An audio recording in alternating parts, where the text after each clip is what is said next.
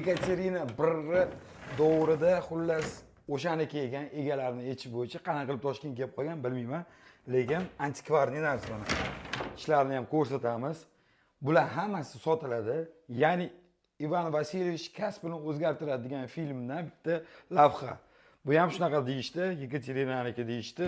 Bu ham sotiladi. Lekin narxlarini men bilmayman. Bemalol pastki nomerlarga telefon qilib o'zingizlar bilib olsanglar bo'ladi. Mana qaranglar, tumbochka. Bu именно qiziqadigan, antikvariyaga qiziqadigan odamlar uchun zo'r lifehack deydi-yu. Mana bunaqa narsalar bor, ko'ryapsizlarmi?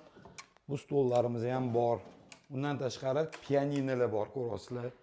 Undan tashqari bunaqa shkopchalar bor. Hamda mana pianino. Buni o'zini birkalari ham bor, mana pianinolarni.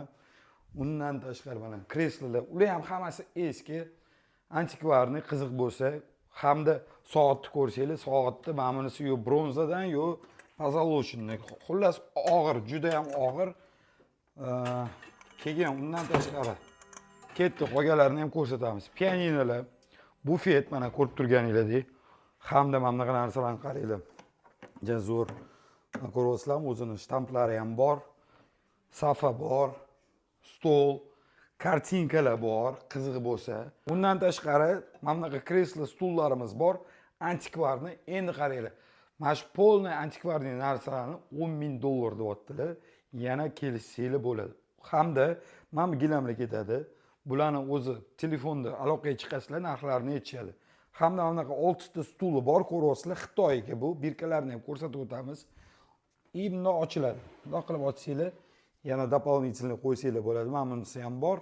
Narxini $150 deyaptilar. Undan tashqari mana bunaqa mebellarimiz bor. Troyka, kojurniy, mana bitta divanchasi bor, ikkita kreslosi bor. Buni narxi $200, yana kelishtirib beraman deyaptilar.